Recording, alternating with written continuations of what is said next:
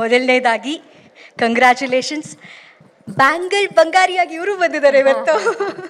Madam ಹೇಳಿ, ಮುತ್ತು ಜೊತೆಗೆ ಅಭಿನಯ ಅಂದರೆ ನಮ್ಮ ಯುವ ಅವರ ಜೊತೆಗೆ ಅಭಿನಯ, ಎಕ್ಕ ಸಕ್ಸಸ್ಸು, ಈ ಪಾತ್ರ, ಈ ಸ್ಟೋರಿ ಬಗ್ಗೆ ಏನು ಹೇಳ್ತೀರಾ? ಒಂದು ಡೈರೆಕ್ಷನ್ ಇರಲೇಬೇಕಲ್ಲ. ಎಲ್ರಿಗೂ ನಮಸ್ಕಾರ.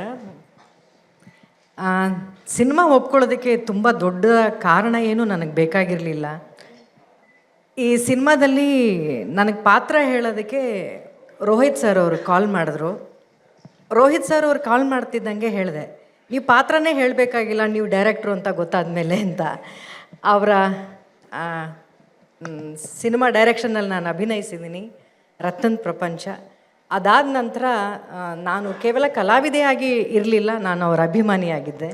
ಅಂಥ ಒಳ್ಳೆಯ ನಿರ್ದೇಶಕರು ಅವರು, ರೋಹಿತ್ ಅವರು. ಅವರೊಂದು ಚಿತ್ರವನ್ನು ಆರಿಸ್ಕೊಂಡಿದ್ದಾರೆ ಅಂದರೆ, ಆಮೇಲೆ ಅವ್ರದ್ದು ನನಗೆ ತುಂಬ ಇಷ್ಟವಾಗೋದು ಅವರ ಕಲ್ಪನೆಯಲ್ಲಿ ಪ್ರತಿಯೊಂದು ಪಾತ್ರಗಳಿಗೂ ಈ ಥರದೊಬ್ಬ ಪಾತ್ರಧಾರಿ ಸೂಟ್ ಆಗ್ತಾರೆ ಅಂತ ಅವರು ಆಯ್ಕೆ ಮಾಡ್ತಾರಲ್ಲ, ಅದೇ ಅವ್ರ USB ಅಂತ ನನಗೆ ಅನಿಸುತ್ತೆ.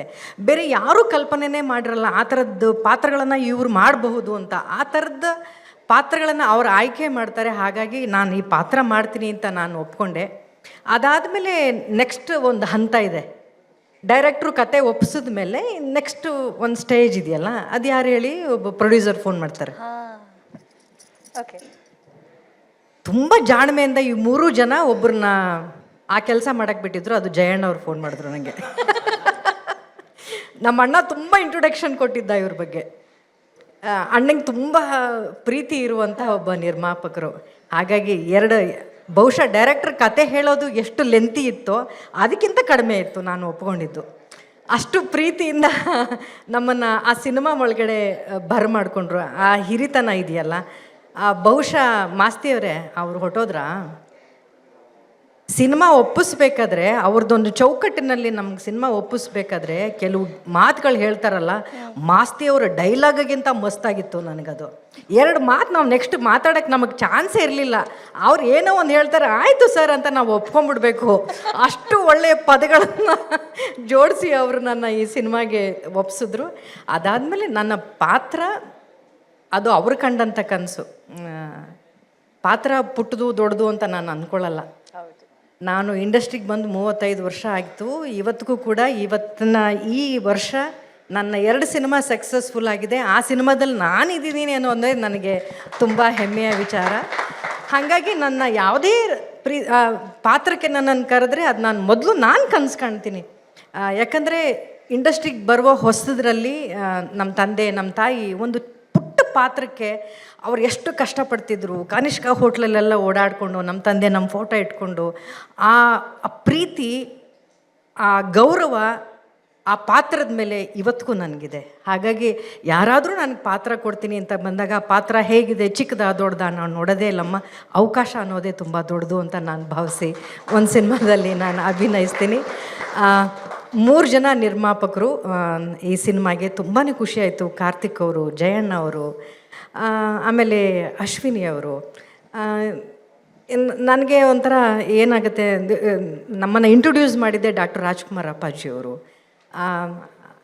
ಅಪ್ಪಾಜಿಯವರ ಬ್ಯಾನರಲ್ಲಿ ಹೇಗೆ ಪಾರ್ವತಮ್ಮ ಅವರು ಅವ್ರ ಕನಸುಗಳನ್ನ ನನಸು ಮಾಡಿದ್ರು. ಅದಾದ ನಂತರ ಅರುಂಧತಿ ನಾಗವರು, ಶಂಕರ್ ನಾಗವರ ಕನಸುಗಳನ್ನ ನನಸು ಮಾಡ್ತಾ ಇದ್ದಾರೆ. ಹಾಗೇ ಅಪ್ಪೋರು ಕಂಡಂಥ ಕನಸುಗಳಿಗೆ ಅಶ್ವಿನಿಯವರೇ ಕಣ್ಣು ಅಂತ ನಾನು ಅಂದ್ಕೊಳ್ತೀನಿ. ನಿಮ್ಮ ಮೂಲಕ ಅದೆಲ್ಲ ಕನಸುಗಳು ನನಸಾಗಲಿ. ಸಿನಿಮಾದಲ್ಲಿ ಅದ್ಭುತವಾದಂಥ ಕಲಾವಿದರನ್ನು ಸೇರಿಸಿದ್ದಾರೆ. ಆಮೇಲೆ ನಮ್ಮ ಸಿನಿಮಾ ನಾನು ಆ್ಯಕ್ಟ್ ಮಾಡೋಕ್ಕೆ ಮುಂಚೆ ನಾನು ಡೈರೆಕ್ಟ್ರಿಗೆ ಅಭಿಮಾನಿ. ಸಿನಿಮಾ ನೋಡಿದ್ಮೇಲೆ ಮತ್ತೊಬ್ರಿಗೆ ಅಭಿಮಾನಿ ಅದೇ, ಅದು ನಮ್ಮ ಮ್ಯೂಸಿಕ್ ಡೈರೆಕ್ಟರ್. ಎಂಥ ಅದ್ಭುತವಾದಂಥ ಹಾಡನ್ನು ಕೊಟ್ಟರು. ಈ ಸಿನಿಮಾಗೆ ನೀವು ತುಂಬ ದೊಡ್ಡ ಜೀವಾಳ ಅಂತ ನಾನು ಹೇಳ್ತೀನಿ. ಇವತ್ತು ಒಂದು ಸಿನಿಮಾ ಮಾಡೋದಕ್ಕೆ ಎಷ್ಟು ದಿನಗಳನ್ನು ಒಬ್ಬ ಕಲಾವಿದ ಅಂದರೆ ಹೀರೋಯಿನ್ ಕೊಡ್ತಾರೋ ಅದಕ್ಕಿಂತ ಹೆಚ್ಚು ಸಮಯ ಪ್ರಮೋಷನ್ಗೆ ಅಂತ ಕೊಡಬೇಕಾಗತ್ತೆ. ಆದರೆ ನೀವು ಕೊಟ್ಟಂಥ 2 ಸಾಂಗ್ ಇದೆಯಲ್ಲ, ಬಹುಶಃ ಅವರ ಜವಾಬ್ದಾರಿಯನ್ನು, ಕೆಲಸವನ್ನು ನಿಮ್ಮ ಆ 2 ಸಾಂಗ್ ಮಾಡಿ ಮುಗಿಸ್ತು ಅಂತ ಹೇಳ್ತೀನಿ. ಅಷ್ಟು ಅದ್ಭುತವಾದಂಥ ಪ್ರಮೋಷನ್ ಕೊಡ್ತು ಈ ಸಿನಿಮಾಗೆ ಆ ಸಾಂಗು. ಪ್ರತಿಯೊಬ್ಬ ಕಲಾವಿದರು ಎಷ್ಟು ಚೆನ್ನಾಗಿ ಆ್ಯಕ್ಟ್ ಮಾಡಿದ್ದಾರೆ. ಮುದ್ದಾದಂಥ ಕನ್ನಡತಿಯರು ಇಬ್ಬರು, ಸಂಪದ ಮತ್ತು ಸಂಜನಾ ಅವರು ತುಂಬ ಮುದ್ದಾಗಿ ಕಾಣ್ತೀರಾ. ಯುವ ಅವರು ಸಿನಿಮಾಗಳಲ್ಲಿ ಜೊತೆಗೆ ಅಭಿನಯಿಸಬೇಕಾದ್ರೆ ನನಗೆ ಅನ್ನಿಸ್ತಾ ಇತ್ತು ಆ ಪಾತ್ರದ ಹೆಸರು ಮುತ್ತು ಅಂತ. ಡೈರೆಕ್ಟ್ರ್ ಬಹುಶಃ ಆ ಪಾತ್ರಕ್ಕೆ ಮಾತ್ರ ಇಟ್ಟಿದ್ದು ಅಂತ ನನಗೆ ಅನಿಸಲ್ಲ, ಕನ್ನಡ ಚಿತ್ರರಂಗಕ್ಕೆ ಒಂದು ಮುತ್ತನ್ನು ಕೊಟ್ಟಿದ್ದೀರಾ ಸರ್ ನೀವು. ಅಂಥ ಒಳ್ಳೆಯ ಪೊಟೆನ್ಷಿಯಲ್ ಇರುವಂಥ ಕಲಾವಿದ ಅಂತ ನನಗನ್ಸುತ್ತೆ. ಅವ್ರಿಗೂ ಅಷ್ಟೇ, ಯಾರಿಗೂ ಯಾವ ಹೆಸರು ಕೀರ್ತಿಯು ಯಶಸ್ಸು ಸುಲಭವಾಗಿ ದಕ್ಕಿದಂಥ ಇತಿಹಾಸವೇ ಇಲ್ಲ. ಅದರ ಪ್ರಾಮುಖ್ಯತೆ ಯುವ ಅವ್ರಿಗೆ ಗೊತ್ತಿತ್ತು. ಆ ತುಡಿತನ ನಾನು ಪ್ರತಿಯೊಂದು ಶಾರ್ಟ್ಗಳಲ್ಲಿ ಪ್ರತಿಯೊಂದು ಫ್ರೇಮ್ಗಳಲ್ಲಿ ನಾನು ನೋಡ್ತಾ ಇದ್ದೆ. ಆ ಹಾರ್ಡ್ ವರ್ಕ್ ಇದೆಯಲ್ಲ, ಖಂಡಿತವಾಗ್ಲೂ ಭಗವಂತ ಅದಕ್ಕೆ ಕೈ ಹಿಡಿತಾನೆ. ನನಗನ್ಸೋದು ಲಕ್ ಅಂದರೆ ಏನು ಅಂತಂದರೆ ಪ್ರತಿಭೆ ಮತ್ತು ಅವಕಾಶ ಇವೆರಡೂ ಸೇರಿದಾಗ ಮಾತ್ರ ಅದು ಒಂದು ಯಶಸ್ಸು ಅಂತ ಕಾಣುತ್ತೆ. ಪ್ರತಿಭೆ ಅವರಲ್ಲಿತ್ತು, ಈ ಥರದ್ದು ಒಳ್ಳೆಯ ಸಿನಿಮಾ ಅವಕಾಶ ಅವ್ರಿಗೆ ಸಿಕ್ತು. ಹಾಗಾಗಿ ಎಕ್ಕ ಸಿನಿಮಾ ಇವತ್ತು ಇಷ್ಟು ದೊಡ್ಡ ಯಶಸ್ಸಾಗಿದೆ ಅಂತ ನಾನು ಅಂದ್ಕೊಳ್ತೀನಿ. ಡೈರೆಕ್ಟರ್ ಸರ್, ಯುವ ಅವರು ಮತ್ತು ಪ್ರತಿಯೊಬ್ಬರು, ಪೂರ್ಣಚಂದ್ರ ಅವರಂತೂ ಯಪ್ಪ ನಂಗೆ ಸಿಕ್ಕಾಬಡೆ ಇಷ್ಟಪಟ್ಟೆ ಅವರ ಸ್ಕ್ರೀನ್ ಪ್ರೆಸೆನ್ಸ್ನ. ಆದಿಯವರು ಎಲ್ಲರೂ ಕೂಡ ಆ ಪುಟ್ಟು ಮಗುವಿಂದ ಹಿಡಿದು ನಿಮ್ಮ ಈ ಪಾತ್ರಗಳ ಆಯ್ಕೆ ತುಂಬ ಅದ್ಭುತವಾಗಿತ್ತು. ಈ ಸಿನಿಮಾಗೆ ಇಡೀ ಪ್ರೇಕ್ಷಕರ ವರ್ಗದವರು ಕೊಟ್ಟಂತಹ ಪ್ರೋತ್ಸಾಹ ನಿಜಕ್ಕೂ ತುಂಬಾ ಖುಷಿಯಾಗುತ್ತೆ. ತುಂಬ ಪ್ರಾಮಿಸಿಂಗಾಗಿ ಈ ಸಿನಿಮಾ ಮುಹೂರ್ತದಲ್ಲೇ ಟೈಮ್ ಕೊಟ್ಟಿದ್ದರು, ಇಂಥ ದಿನಕ್ಕೆ ನಾನು ಈ ಸಿನಿಮಾನ ರಿಲೀಸ್ ಮಾಡ್ತೀನಿ ಅಂತ. ಸಾಮಾನ್ಯವಾಗಿ ಎಲ್ಲ ನಿರ್ಮಾಪಕರು ಕೇಳ್ಕೊಳ್ತಾ ಇರ್ತಾರೆ, ಏನ್ರಿ 9 ತಿಂಗಳಲ್ಲಿ ಒಂದು ಮಗುಗೆ ಜೀವನೇ ಕೊಡ್ಬೋದು, ಒಂದು ಸಿನಿಮಾನ ತೆರೆಗೆ ತೊಗೊಂಡು ಬರೋಕ್ಕೆ ಇಷ್ಟು ದಿನ ಮಾಡ್ತೀರಾ ಅಂತ ಕೇಳ್ತಾರೆ. ಬಟ್ ಇವರು 7 ತಿಂಗಳಿಗೆ ಈ ಸಿನಿಮಾನ ತೊಗೊಂಡು ಬಂದಿದ್ದಾರೆ. ಸರ್, ನೀವು ಎಷ್ಟು ಜನಕ್ಕೆ ಜೀವ ಕೊಟ್ಟರೋ ಇಲ್ವೋ ಗೊತ್ತಿಲ್ಲ, ಒಂದು 3 ಜನರ ಜೀವ ಉಳಿಸಿದ್ದೀರಾ ಬೇಗ ಸಿನಿಮಾ ತೊಗೊಂಡು ಬಂದು. ಈ ಥರದ್ದು ಒಂದು ಟ್ರೆಂಡ್ ಸಿನಿಮಾಗಳಲ್ಲಿ ಹುಟ್ಕೊಳ್ಳಿ. ಹೆಚ್ಚೆಚ್ಚು ಸಿನಿಮಾ ಈ ಥರ ಬಂದ್ರೇ ಇನ್ನೂ ಒಂದಿಷ್ಟು ಲವಲವಿಕೆಯಿಂದ ಚಿತ್ರರಂಗ ಇರುತ್ತೆ ಅಂತ ಹೇಳ್ತಾ, ಮತ್ತೊಮ್ಮೆ ನಮ್ಮೆಲ್ಲ ಟೀಮ್ಗೂ ಕಂಗ್ರ್ಯಾಚುಲೇಷನ್ಸ್ನ ಹೇಳ್ತಾ, ಈ ಅವಕಾಶಕ್ಕೆ ಎಲ್ಲ 3 ನಿರ್ಮಾಪಕರಿಗೆ ಮತ್ತು ನಿರ್ದೇಶಕರಿಗೆ ನನ್ನ ಪ್ರೀತಿಯ ಧನ್ಯವಾದಗಳನ್ನ ತಿಳಿಸ್ತೀನಿ.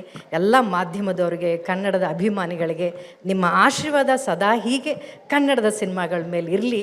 ಥಿಯೇಟ್ರಿಗೆ ಹೋಗಿ ಸಿನಿಮಾನ ನೋಡಿ ಅಂತ ಕೇಳ್ಕೊಳ್ತಾ, once again thank you so much. Thank you. ಸ್ವಾದಿಷ್ಟತೆಯ ಸ್ವಾದ, ತಾಜಾತನದ ಆಹ್ಲಾದ, ಉತ್ತಮ ಆರೋಗ್ಯ ಮತ್ತು ಹೆಚ್ಚಿನ ರೋಗ ನಿರೋಧಕ ಶಕ್ತಿಯ ವೃದ್ಧಿಗೆ ಈಗ ನಿಮಗೆ ಸಿಗುತ್ತಿದೆ ಉತ್ತಮ ಗುಣಮಟ್ಟದ ಪೌಷ್ಟಿಕಾಂಶ Shri Vaidik millet health mix. ಇದು ಸಿರಿಧಾನ್ಯಗಳ ಸಂಪತ್ತು.